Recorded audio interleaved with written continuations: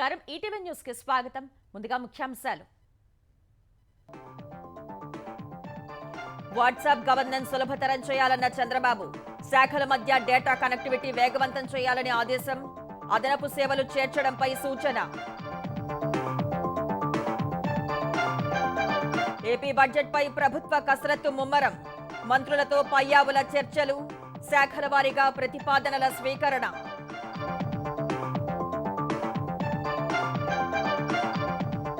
ఇసుక మాఫియాను ఉపేక్షించేది లేదన్న సీఎం రేవంత్. కట్టడిపై జిల్లా కలెక్టర్లు, ఎస్పీలకు బాధ్యతలు. గనులు, ఖనిజాభివృద్ధి శాఖ సమీక్షలో ఆదేశాలు.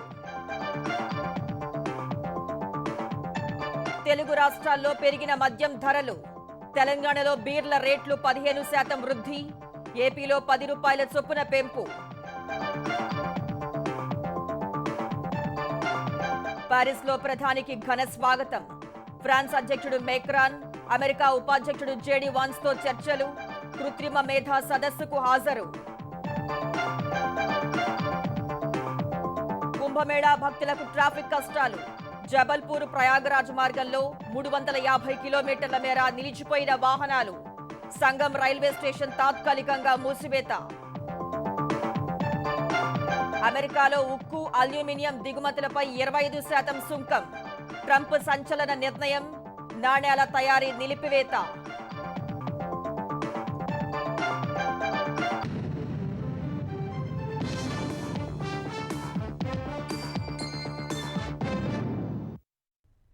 వాట్సాప్ గవర్నెన్స్ ను సులభతరం చేసేందుకు శాఖల మధ్య డేటా అనుసంధానాన్ని వేగవంతం చేయాలని సీఎం చంద్రబాబు అధికారులను ఆదేశించారు.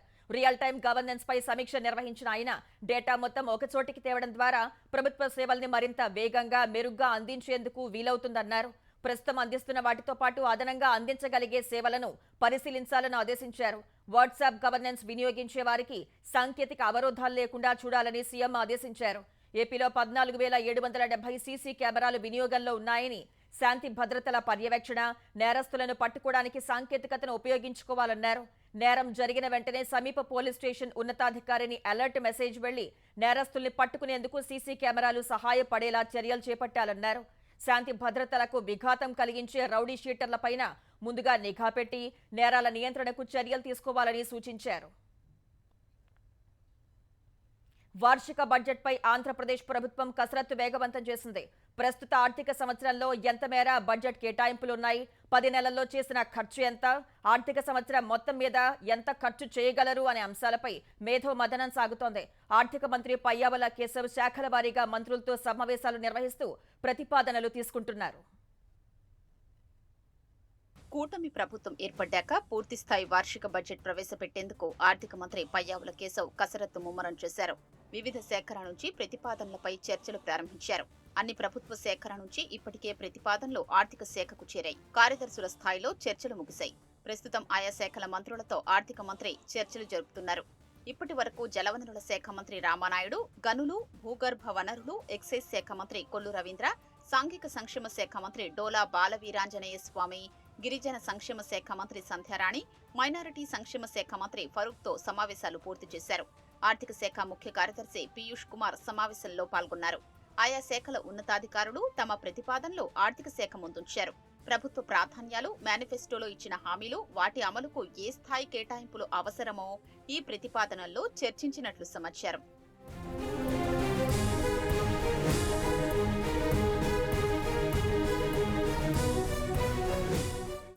ప్రాధాన్య ప్రాజెక్టులకు వచ్చే ఆర్థిక సంవత్సరంలో ఎంత నిధులు అవసరమో మంత్రి నిమ్మల రామానాయుడు ఆర్థిక మంత్రికి వివరించారు. పోలవరం ప్రాజెక్టు నిర్మాణానికి కేంద్రమే సాయం చేస్తున్నందున హంద్రినీవా, వెలిగొండ, చింతలపూడి ఎత్తిపోతల, వంశధార, మహేంద్ర తనయ, గాలేరు నగరితో పాటు ఇతర ప్రాజెక్టులకు నిధుల అవసరంపై చర్చించారు. ప్రధానంగా ప్రాజెక్టుల నిర్వహణ నిధులు, గోదావరి, కృష్ణా కరకట్టలు, డెల్టా కాలువల ఆధునికీకరణ తదితర అంశాలు ప్రస్తావనకొచ్చినట్లు తెలిసింది. సాంఘిక సంక్షేమ శాఖకు గత బడ్జెట్లో దాదాపు 18,000 కోట్ల రూపాయల కేటాయింపులు జరిగినందున ఈసారి మరికొంత అదనపు నిధులు కొన్ని విభాగాలకు కేటాయించాలని డోలా బాలవీరాంజనేయ స్వామి కోరినట్లు తెలిసింది. మహిళా శిశు సంక్షేమ శాఖకు గత బడ్జెట్లో 4,100 కోట్లు, గిరిజన సంక్షేమానికి 4,500 కోట్లు కేటాయించినందున తాజా బడ్జెట్లో 10% అదనంగా ఒక్కో శాఖకు కేటాయించాలని గుమ్మడి సంధ్యారాణి కోరినట్లు సమాచారం. తిరుమల లడ్డూ ప్రసాదంలో వినియోగించే నెయ్యి కల్తీ వ్యవహారంపై ఏర్పాటైన సిట్ బృందం నలుగురిని అరెస్ట్ చేయడంతో తదుపరి చర్యలు ఎవరిపై అన్నది చర్చనీయాంశంగా మారింది. టీటీడీలోని కొందరి సహకారం లేకుండా ఇది జరగదు అన్న ఆరోపణలతో ఆయా విభాగాల్లో గుబులు మొదలైంది.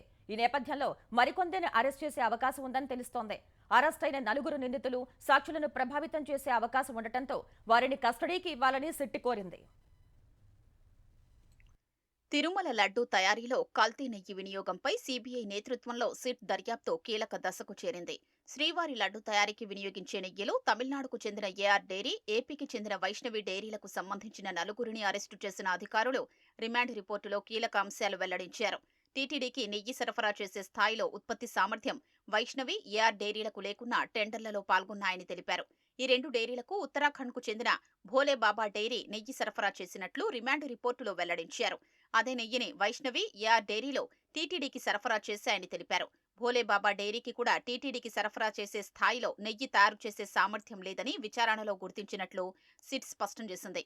టీటీడీ టెండర్ నిబంధనల మేరకు అగ్మార్క్ స్పెషల్ గ్రేడ్ ఆవు నెయ్యి ఉత్పత్తి చేయాల్సి ఉండగా భోలేబాబా డైరీ నుంచి వచ్చిన నెయ్యిని తామే తయారు చేసినట్లు ఏఆర్ డైరీ తప్పుడు పత్రాలు సమర్పించినట్లు సీబీఐ వెల్లడించింది. నిబంధనల ప్రకారం వైష్ణవి డైరీ కూడా టీటీడీ నెయ్యి టెండర్లో పాల్గొనడానికి అర్హత లేనప్పటికీ సీఈఓ అపూర్వ చావడా తప్పుడు పత్రాలు సమర్పించారని తెలిపింది.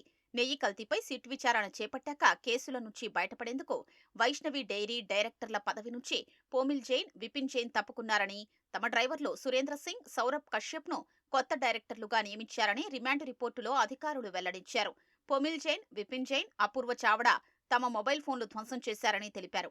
భోలేబాబా డైరీ ఉద్యోగులు అజ్ఞాతంలోకి వెళ్లారని, కల్తీ నెయ్యి కేసులో వారి ప్రమేయం ఉన్నట్లు ప్రాథమిక ఆధారాలు ఉన్నాయని అధికారులు స్పష్టం చేశారు.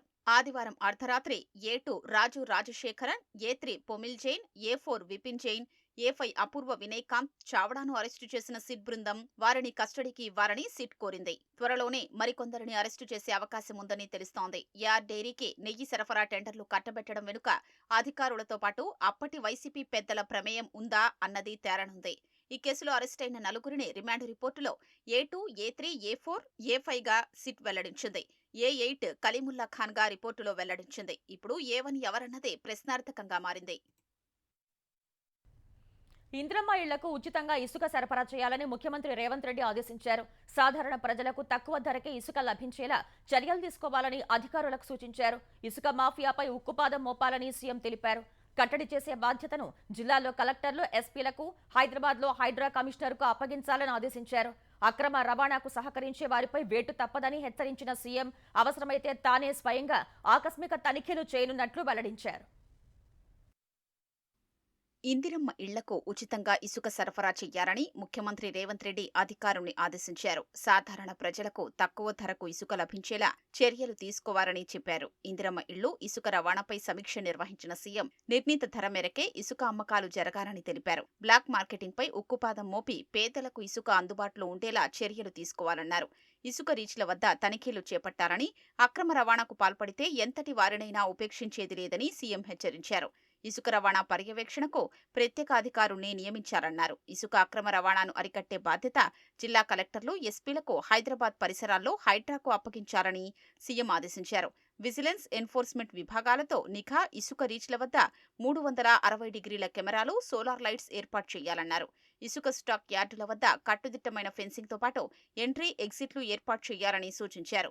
ఇసుక బుక్ చేసుకున్న 48 గంటల్లోపు వినియోగదారుడికి చేరేలా చర్యలు తీసుకోవాలని సీఎం దిశానిర్దేశం చేశారు. సమస్యల పరిష్కారానికి ప్రత్యేక పోర్టల్ ఏర్పాటు చేసి ఫిర్యాదుల్ని వెంటనే పరిష్కరించాలని అధికారులకు సూచించారు. వాహనాల ట్రాకింగ్ ద్వారా ఇసుక అక్రమ రవాణాకు అడ్డుకట్ట వేయాలన్నారు. ఆఫీసు వేళల్లోనే ఇసుక బుకింగ్ చేసుకునేలా ఆన్లైన్ బుకింగ్ విధానంలో మార్పులు చేయాలని తెలిపారు. అక్రమ రవాణాకు సహకరించే అధికారులపై వేటు తప్పదని, ఈ విషయంలో ఎంతటి వారైనా ఉపేక్షించేది లేదని స్పష్టం చేశారు. అవసరమైతే తానే స్వయంగా ఆకస్మిక తనిఖీలు చేయనున్నట్లు సీఎం రేవంత్ రెడ్డి తెలిపారు. తెలంగాణలో రైతు భరోసా 3వ విడత కింద 1 నుంచి 2 ఎకరాల లోపు ఉన్న రైతుల ఖాతాల్లో నిధులు జమ చేసినట్లు వ్యవసాయ శాఖ వెల్లడించింది. 18,19,000 ఎకరాలకు గాను 13,23,000 మంది రైతుల ఖాతాల్లో 1,091 కోట్లు జమ చేశారు. జనవరి 27న తొలి దఫాలో రాష్ట్ర వ్యాప్తంగా ఎంపిక చేసిన 577 గ్రామాల్లో పైలట్ ప్రాజెక్టు కింద రైతు భరోసా కింద పెట్టుబడి సాయం అందించారు. 2వ విడతలో ఈ నెల 5న 17 లక్షల మంది రైతులకు 557 కోట్లు విడుదల చేశారు. 3 విడతల్లో కలిపి ఇంతవరకు 34 లక్షల మంది రైతులకు చెందిన 36 లక్షల ఎకరాల భూమికి 2218 కోట్ల రైతు భరోసా సాయం అందినట్లు పేర్కొంది. ఉత్తరప్రదేశ్ ప్రయాగ్రాజ్లో జరుగుతున్న మహాకుంభమేళాకు రోజురోజుకు భక్తుల తాకిడి పెరుగుతోంది. ప్రయాగ్రాజ్ వైపు వెళ్లే మార్గాల్లో వాహనాలు కిలోమీటర్ల పొడవునా బారులు తీరాయంటే పరిస్థితి అర్థం చేసుకోవచ్చు. మధ్యప్రదేశ్లోని జబల్పూర్ ప్రయాగ్రాజ్ మార్గంలో 350 కిలోమీటర్ల మేర వాహనాలు నిలిచిపోయాయి. భక్తుల రద్దీని నియంత్రించేందుకు సంగం రైల్వే స్టేషన్ను తాత్కాలికంగా మూసివేసినట్లు అధికారులు తెలిపారు. రోజుకు దాదాపు 1.5 కోటి మంది పుణ్య స్నానాలు చేస్తుండగా ఇప్పటి వరకు త్రివేణి సంగమంలో 44 కోట్ల మంది భక్తులు స్నానాలు ఆచరించినట్లు అధికారులు అంచనా వేశారు. మహాకుంభమేళాకు వెళ్లే భక్తుల రద్దీని దృష్టిలో ఉంచుకుని 140 ప్రత్యేక రైళ్లు నడుపుతున్నట్లు దక్షిణ మధ్య రైల్వే ప్రకటించింది. ఇప్పటి వరకు దాదాపు 1,30,000 మంది ప్రయాణించినట్లు వెల్లడించింది. మహాకుంభమేళాకు రైల్వే శాఖ 13,000 రైళ్లు నడుపుతున్నట్లు తెలిపింది. అందులో 3,100 ప్రత్యేక రైళ్లు అని పేర్కొంది. దక్షిణ మధ్య రైల్వే 140 ప్రత్యేక రైళ్లు నడుపుతుండగా అదనంగా మరో 39 రైళ్లు దక్షిణ మధ్య రైల్వే జోన్ గుండా ప్రయాణిస్తున్నట్లు అధికారులు తెలిపారు. ప్రత్యేక రైళ్లను సికింద్రాబాద్, చెర్లపల్లి, మౌలాలి, వికారాబాద్, నాందేడ్, ఔరంగాబాద్, బీదర్, గుంటూరు, విజయవాడ, కాకినాడ, నర్సాపూర్, తిరుపతి, మచిలీపట్నం నుంచి నడుపుతున్నట్లు చెప్పారు. ఫ్రాన్స్ చేరుకున్న ప్రధాని నరేంద్ర మోదీకి ఆ దేశ అధ్యక్షుడు ఇమాన్యుయల్ మేక్రాన్ స్వాగత విందు ఇచ్చారు. ఫ్రెంచ్ అధ్యక్ష భవనం ఎలిసీ ప్యాలెస్ వద్దకు చేరుకున్న మోదీకి మేక్రాన్ స్వాగతం పలికారు. దేశాధినేతలు ఒకరినొకరు ఆలింగనం చేసుకుని ఆప్యాయంగా పలకరించుకున్నారు. ఆ ఫోటోలను పోస్ట్ చేసిన మోదీ తన స్నేహితుడిని కలవడం ఎంతో ఆనందంగా ఉందంటూ రాసుకొచ్చారు. స్వాగత విందు అనంతరం ఏఐ సమ్మిట్ కు పాల్గొనేందుకు వచ్చిన అమెరికా ఉపాధ్యక్షుడు జేడీ వాన్స్ తో పాటు సాంకేతిక సంస్థల సీఈఓలు, ఇతర ప్రముఖులతో మోదీ సమావేశమయ్యారు. అంతకుముందు ప్యారిస్ చేరుకున్న ప్రధానికి విమానాశ్రయంలో ప్రవాస భారతీయులు ఘన స్వాగతం పలికారు. భారతీయ సమాజం తమ ఆప్యాయతను చూపించకుండా అక్కడి చలి అడ్డుకోలేదని ప్రధాని పోస్ట్ చేశారు. ఇవాళ ప్యారిస్ లో జరిగే ఏఐ యాక్షన్ సమ్మిట్ కు మోదీ సహా అధ్యక్షత వహిస్తారు. ఫ్రెంచ్ అధ్యక్షుడితో ద్వైపాక్షిక చర్చలు సహా వ్యాపారవేత్తలతో సమావేశం కానున్నారు. రేపు మజర్గ్యూస్ లోని యుద్ధ స్మారకం, కడహాష్ లోని ఐటీఈఆర్ ను మోదీ సందర్శిస్తారు. తర్వాత మేక్రాన్ తో కలిసి మార్సైల్లో భారత కాన్సులేట్ జనరల్ ను ప్రారంభిస్తారు. ఫ్రాన్స్ పర్యటన ముగిసిన తర్వాత మోదీ అమెరికా వెళ్తారు. తెలంగాణలో బీర్ల ధరలు పెరిగాయి. ఎంఆర్పీపై 15% పెరిగాయి. ఈ మేరకు ఆబ్కారీ శాఖ సర్క్యులర్ జారీ చేసింది. విశ్రాంత న్యాయమూర్తి జైస్పాల్ సారథ్యంలోని ధరల కమిటీ సిఫార్సు మేరకు ఈ నిర్ణయం తీసుకుంది. ఒక్కో బీర్ బాటిల్పై కనీసం ₹17.50 నుంచి ₹50 వరకు ధర పెరిగినట్లు అధికారులు తెలిపారు. ఇంతవరకు కింగ్ ఫిషర్ అల్ట్రావెట్ ఎంఆర్పీ ₹320 ఉండగా 15% పెంపుతో దాని ధర ₹368కి ఎగబాకింది. కరోనా బీర్ ₹230 నుంచి ₹264.50కు చేరింది. పెరిగిన ధరలు ఇవాల్టి నుంచి అమల్లోకి వచ్చినట్లు తెలంగాణ ప్రభుత్వం వెల్లడించింది. అటు ఆంధ్రప్రదేశ్లోనూ మద్యం ధరలు స్వల్పంగా పెరిగాయి. క్వార్టర్ ₹99కు విక్రయించే మద్యం మినహా అన్ని బ్రాండ్ల బాటిళ్ల ధరలు ₹10 పెరగనున్నాయి. ఈ మేరకు ఎక్సైజ్ శాఖ ముఖ్య కార్యదర్శి ముఖేష్ కుమార్ మీనా ఉత్తర్వులు జారీ చేశారు. వాస్తవానికి డిపోల నుంచి రిటైల్ విక్రయదారులకు సరఫరా అయ్యే మద్యంపై మార్జిన్ పెంచుతూ ప్రభుత్వం నిర్ణయం తీసుకుంది. దీనిలో భాగంగానే ప్రతి బీరు ₹99కు విక్రయించే క్వార్టర్ బాటిల్ ధర మినహా అన్ని బాటిళ్లు, బ్రాండ్లపై ₹10 మేర ధర పెరగనుంది. ఈ పెంపు తక్షణం అమల్లోకి వస్తుందని ప్రభుత్వం ఉత్తర్వుల్లో పేర్కొంది. పెద్దిరెడ్డి కుటుంబ అక్రమాలపై ఈనాడు ఈటీవీలో వరుస కథనాలు రాస్తున్నందుకు ఆయన కుమారుడు మిథున్ రెడ్డి చట్టసభల్లో మార్గదర్శిపై విషం కక్కారని తెలుగుదేశం ఎంపీలు ఆరోపించారు.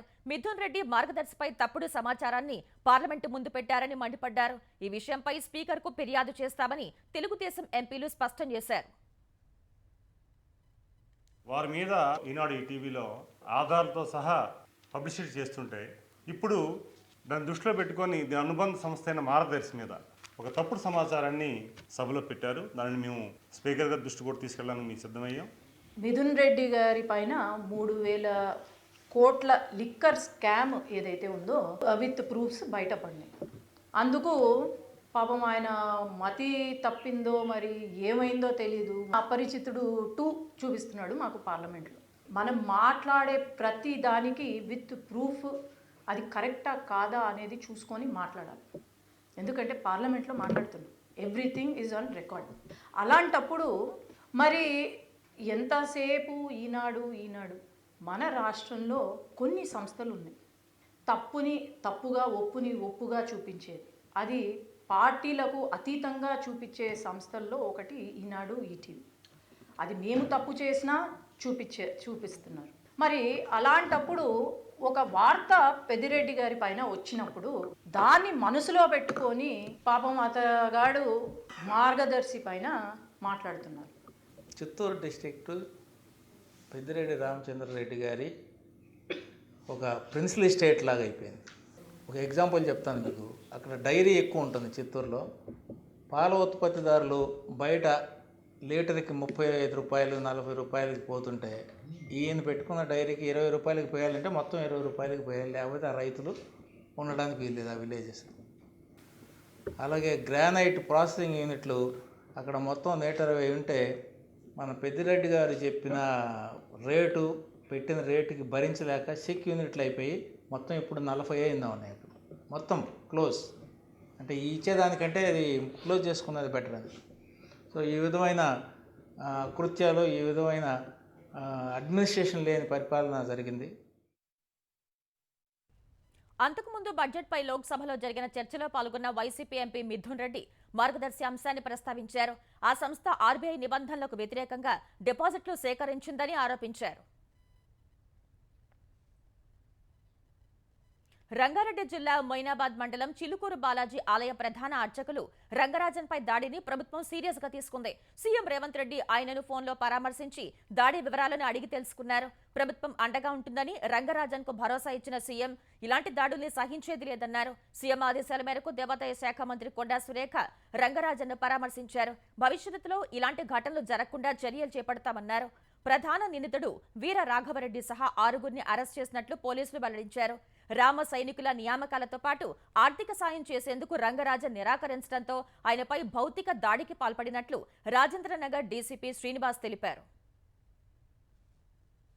రెడ్డి అని చెప్పి ఈస్ట్ గోదావరి అతన్ని 2022లో రామరాజ్యం అని చెప్పి ఒకటి స్థాపించి దీన్ని సోషల్ మీడియా ప్లాట్ఫామ్స్ మీద వైడ్ గా పబ్లిసిటీ చేసినాడు. వైలెంట్ గ్రూప్ తోనే ఈ రామరాజ్యం స్థాపిస్తాము, సెక్యూరిటీ గార్డ్స్ అవసరం ఉన్నారు, 20,000 రూపాయల శాలరీతో మిమ్మల్ని రిక్రూట్ చేసుకుంటాము, ఇక్కడ భోజనము వసతి ఫ్రీ అని చెప్పి అదే తన సోషల్ మీడియా ప్లాట్ఫామ్ లో పెట్టడంతో 2,000 రూపాయలు యూనిఫామ్ కోసం ఖర్చులు తేమంటే కొంతమంది అప్పులు చేసి కూడా అక్కడికి తణుకు వెళ్ళారు. లోకల్ పూజారులే పెద్ద ఉన్నవాళ్ళ దగ్గర నుంచి డబ్బులు తీసుకొని సపోర్ట్ చేయాలా, ఆర్మీతోనే ఇదంతా సాధ్యమవుతుంది అన్నదానికి రంగరాజన్ గారు దాన్ని గట్టిగా వ్యతిరేకించారు. ధర్మం అది చెప్పదు, వైలెన్స్ తో ఏం రాదు, ఆర్మీ అనేది కుదరదు అని చెప్పినందుకు వాళ్ళందరూ కలిసి ఆయన మీద దాడి చేయడం జరిగింది. తెలంగాణలో ఎకో టెంపుల్ హెల్త్ టూరిజం ప్రాజెక్టుల్ని అభివృద్ధి చేసి పర్యాటకులను ఆకర్షించడానికి ప్రతిపాదనలు సిద్ధం చేయాలని ప్రభుత్వ ప్రధాన కార్యదర్శి శాంతికుమారి ఆదేశించారు. పర్యాటక ప్రదేశాలు, వారసత్వ కట్టడాలను నూతన టూరిజం పాలసీలో పొందుపరచాలని సూచించారు. నూతన టూరిజం పాలసీపై సీఎస్ శాంతికుమారి ఉన్నత స్థాయి సమీక్ష నిర్వహించారు. హైదరాబాద్ కు వచ్చే పర్యాటకుల కోసం ట్యాంక్ బండ్, నెక్లెస్ రోడ్ పరిసరాల్లో స్కై వాక్ వంటి ప్రాజెక్టును చేపట్టాలని అధికారులకు సీఎస్ సూచించారు. సమావేశంలో ప్రభుత్వ మౌలిక సదుపాయాల ప్రాజెక్టుల సలహాదారు కె శ్రీనివాసరాజు, ఆర్థిక శాఖ ప్రత్యేక సీఎస్ రామకృష్ణారావు, పరిశ్రమలు, ఐటీ ప్రత్యేక సీఎస్ జయేష్ రంజన్ సహా ఉన్నతాధికారులు పాల్గొన్నారు. కొన్ని దేశాల నుంచి దిగుమతి చేసుకునే వస్తువులపై సుంకాలతో వాణిజ్య యుద్ధానికి తెరలేపిన అమెరికా అధ్యక్షుడు డొనాల్డ్ ట్రంప్ తాజాగా స్టీల్, అల్యూమినియం దిగుమతులపై 25% టారిఫ్లు విధించనున్నట్లు వెల్లడించారు. ఇందుకు సంబంధించిన పూర్తి వివరాలను ఇవాళ ప్రకటిస్తానని తెలిపారు. అమెరికాకి ఎక్కువగా కెనడా, బ్రెజిల్, మెక్సికో నుంచి స్టీల్, అల్యూమినియం వస్తువులు దిగుమతి అవుతాయి. అమెరికా నిర్ణయంతో ఆయా దేశాలపై ప్రభావం పడనుంది. మరోవైపు కొత్త నాణ్యాలు ముద్రించడాన్ని నిలిపివేయాలని ట్రెజరీని ట్రంప్ ఆదేశించారు. 1 సెంటు నాణ్యం ముద్రించడానికి 2 సెంట్ల కంటే ఎక్కువ ఖర్చవుతోందని, ఇది వృధాయేనని, అందుకే కొత్త నాణ్యాల ఉత్పత్తిని నిలిపివేయాలని నిర్ణయించినట్లు ట్రంప్ తెలిపారు. అటు అమెరికా పొరుగు దేశం కెనడాను 51వ రాష్ట్రంగా మార్చాలి అనే విషయంలో తాను చాలా సీరియస్ గా ఉన్నట్లు ట్రంప్ పునరుద్ఘాటించారు. కెనడా వల్ల అమెరికా ఏటా $200 బిలియన్ కోల్పోతున్నందున ఆ దేశం అమెరికాలో 51వ రాష్ట్రంగా ఉండటం చాలా మంచిదని భావిస్తున్నట్లు వివరించారు. అమెరికా నష్టపోవటానికి తాను అనుమతించబోనని, కెనడాకు సబ్సిడీ ఇవ్వబోనని తేల్చి చెప్పారు. అమెరికా అధ్యక్షుడు డొనాల్డ్ ట్రంప్ యుఎస్ ఎయిడ్ ను నిలిపివేయడంపై ఐరాస ఎయిడ్స్ విభాగం ఆందోళన వ్యక్తం చేసింది. అతిపెద్ద ఎయిడ్స్ కార్యక్రమానికి అమెరికా ఆర్థిక సాయం నిలిపేస్తే 2029 నాటికి కొత్త హెచ్ఐవి కేసులు 6 రెట్లు పెరిగే ప్రమాదం ఉందని పేర్కొంది. ఫలితంగా లక్షల మంది ప్రాణాలు కోల్పోవడమే కాకుండా కొత్త వేరియంట్లు పుట్టుకొచ్చే ప్రమాదం ఉందని హెచ్చరించింది. కొంతకాలంగా హెచ్ఐవి ఇన్ఫెక్షన్లు తగ్గుముఖం పట్టాయని 2023లో కొత్తగా 13 లక్షల కేసులు మాత్రమే నమోదైనట్లు తెలిపింది. ట్రంప్ తీసుకున్న నిర్ణయంతో ఇప్పటి వరకు వచ్చిన ఫలితాలు వృధా అయ్యే అవకాశం ఉందని ఐరాస ఆందోళన వ్యక్తం చేసింది. 2029 నాటికి కొత్తగా 87 లక్షల మంది హెచ్ఐవి ఇన్ఫెక్షన్ల బారిన పడొచ్చని, 63 లక్షల మరణాలు సంభవించడం సహా 34 లక్షల మంది చిన్నారులు అనాథలయ్యే ప్రమాదం ఉందని UN AIDS executive director Winnie Byanyima పేర్కొన్నారు. గ్వాటమాలా రాజధాని శివార్లో ఘోర ప్రమాదం జరిగింది. బస్సు అదుపు తప్పి వంతెనపై నుంచి 115 అడుగుల లోతు ఉన్న కాలువలోకి పడిపోవడంతో 55 మంది దుర్మరణం చెందారు. అనేక మంది తీవ్రంగా గాయపడ్డారు. ప్రోగ్రెసో అనే నగరం నుంచి గ్వాటమాలా సిటీలోకి వస్తున్న బస్సు అతి వేగంతో ప్రయాణించిన దృశ్యాలు సీసీటీవీలో రికార్డ్ అయ్యాయి. ఈ క్రమంలో అదుపు తప్పిన బస్సు అడ్డు వచ్చిన ఇతర వాహనాలను ఢీకొట్టింది. అనంతరం వంతెనపై నుంచి తలకిందులుగా పడిన బస్సు నీటిలో మునిగిపోయింది. వెంటనే ఘటనా స్థలికి చేరుకున్న విపత్తు నిర్వహణ బృందాలు సహాయక చర్యలు చేపట్టాయి. ఘటనపై గ్వాటమాలా అధ్యక్షుడు బెర్నార్డో అరెబాలో విచారం వ్యక్తం చేశారు.